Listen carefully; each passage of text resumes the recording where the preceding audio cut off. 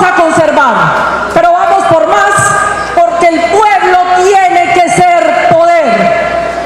Y por supuesto que tenemos un gobierno del cambio entrampado y atrapado en un régimen que resiste y que utiliza como instrumento a la rama judicial para oponerse a las políticas que favorecen al pueblo.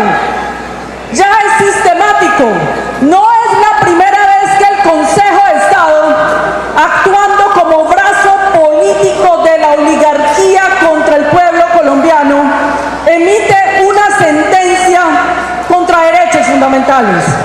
El gobierno del presidente Gustavo Petro presentó una iniciativa de decreto para que las juntas de acción comunal y las organizaciones sociales fueran las que contrataran los caminos vecinales y las vías terciarias. Ahí salió la Corte Constitucional y el Consejo de Estado a decir que no, a defender una supuesta libre competencia y empresa, como si los consorcios amigos de ellos les interesara o les hubiera interesado en estos 30 años de neoliberalismo las vías terciarias. No pavimentaron vías terciarias, pero sí se oponen a que el propio pueblo tenga los instrumentos para poder tener las vías terciarias y vecinales, como ya se hizo en Colombia en el gobierno de Alberto Lleras Camargo. También ese mismo Consejo de Estado, actuando como brazo político de un sector privilegiado de este país, hundió el decreto. Reaccionaron bastante rápido, donde el gobierno del presidente Gustavo Petro buscaba regular las tarifas de servicios públicos, que son un abuso y una estafa, de empresas que estafan a la ciudadanía en Antioquia y en Colombia, y muy diligentemente estos magistrados hundieron el decreto de los servicios públicos. Pero además, hace un mes, la Corte Constitucional, otra de las altas cortes, para que entendamos, compañeros y compañeras, de qué se trata el régimen. Lo que tenemos que cambiar es el régimen, no solo el gobierno. La Corte Constitucional hundió el decreto de emergencia económica que buscaba cobrarle impuestos a los ricos, súper ricos de este país, banqueros con ganancias de más de 110 billones de pesos, recursos necesarios para direccionar al pueblo colombiano la gratuidad en la educación superior, la manutención de los soldados, el pago de su salario mínimo, los recursos para los hospitales públicos y los equipos básicos. Pues hundieron el decreto de emergencia económica. Pero también la Corte Constitucional, ¿qué daño le ha hecho a nuestro pueblo ese arrevesado, ese atraso de la jurisprudencia de quien fuera después de la Constituyente del 91? La Corte Constitucional era el último bastión de defensa de nuestro pueblo, con la tutela y con fallos. Se la tomó el régimen y hundió un artículo del Plan Nacional de Desarrollo en el que se permitía que la Agencia Nacional de Tierras facilitara la entrega de tierras con compras forzosas a los terratenientes, lo que se llama, lo que dijeron la extrema derecha y sus aliados y sus voceros, que se expresaron en la jurisprudencia de la Corte, es que la compra forzosa era expropiación express, dijeron. Entonces, cuando el Estado compra bienes y predios para hacer el metro, para hacer el Transmilenio de Bogotá, no es expropiación, pero cuando es para entregarle la tierra al campesinado, para desarrollar una agroindustria en Colombia que genere una línea de desarrollo, sí es expropiación. Hundió la Corte Constitucional ese artículo del Plan Nacional de Desarrollo. Pero no contentos con eso, la Corte Constitucional hundió el artículo 19 de la reforma tributaria, en la cual se le cobraba impuestos a las transnacionales mineras y petroleras que sacan recursos naturales y no pagan impuestos. Dijo la jurisdicción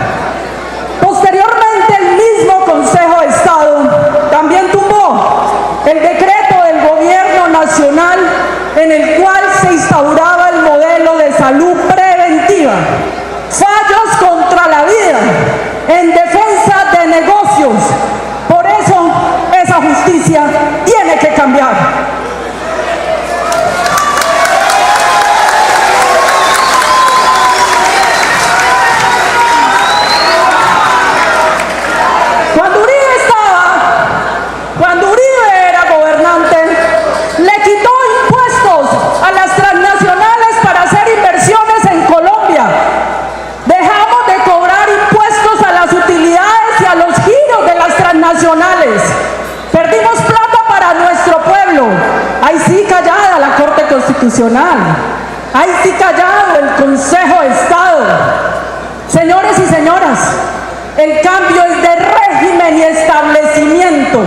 Y el cambio continúa y sigue este 8 de marzo. Primer pulso del pueblo, ganar el Congreso de la República. ¡Ojo! No nos equivoquemos. Las elecciones del 8 de marzo son las elecciones del Congreso de la República. Hay que ganarles el Congreso de la República. Porque ¿qué hace el Congreso de la República? El Congreso de la República hace las reformas. Es el Congreso de la República el que va a convocar la Asamblea Nacional Constituyente para reformar esas instituciones antipopulares, esas instituciones al servicio de una minoría de familias que han saqueado a nuestro pueblo, que han saqueado al Urabá, Antioquia, que lo han asesinado además. Es el Congreso de la República el que tiene como función elegir muchos de esos magistrados, que no debería ser así.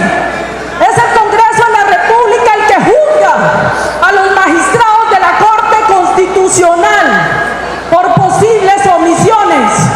Es el Congreso de la República el que elige y tiene la potestad de eliminar y acabar con otra corporación que también están usando en contra de nosotros. Intentaron eliminar nuestro movimiento, partido, pacto histórico a través del Consejo Nacional Electoral, utilizando mentiras, mediocridades jurídicas. Querían revocar varias de nuestras listas. No iban a permitir que hiciéramos la consulta popular que hoy me tiene aquí frente a ustedes. Hoy estoy aquí frente a ustedes gracias a que el pacto histórico hizo una consulta popular, la cual se hizo por una tutela, una medida cautelar que dio una magistrada y que después revocaron, pero cuando la habían revocado ya se había activado la consulta, y eso fue que lo que permitió que alguien como yo, el pueblo, me diera la oportunidad, el pueblo, con su votación, de encabezar la lista al Senado de la República de lo que va a ser el partido movimiento más poderoso de Colombia, de la transformación cultural, ética, política y económica más poderoso que va a tener nuestro país. Y este partido se va a mantener en la Casa de Nariño, pero vamos por el Congreso. Y luego que vamos por el Congreso, vamos por la reforma a la justicia. Analicemos entonces si el modelo mexicano es el más conveniente. El presidente Andrés Manuel López Obrador y la presidenta Claudia Sheinbaum se jugaron a fondo la reforma a la justicia en México para que los magistrados y magistradas sean elegidos por el pueblo. Se supone que en la Constitución Política de Colombia, la Corte Constitucional se debe a su pueblo. El jefe y comandante mayor de las altas cortes debía ser el pueblo, pero no es una realidad, no es una realidad. Entonces veremos la reforma a la justicia y examinamos entonces la propuesta mexicana de la elección popular, porque no podemos tener entonces una Corte Suprema que es la que juzga a los congresistas. Entonces los congresistas no hacen la reforma por temor a que la Corte los juzga. Yo te juzgo, tú me juzgas, entonces no hay cambios. Entonces, si lo que tiene que venir es el propio pueblo a hacer los cambios, convocaremos al propio pueblo. Y aquí entonces nuestra invitación fundamental: salir a todos los barrios, casa por casa, voz a voz de millones de colombianos y colombianas, para ganar el 8 de marzo 55 senadores y senadoras de la República, que van a ser quienes están aquí sentados, líderes y lideresas al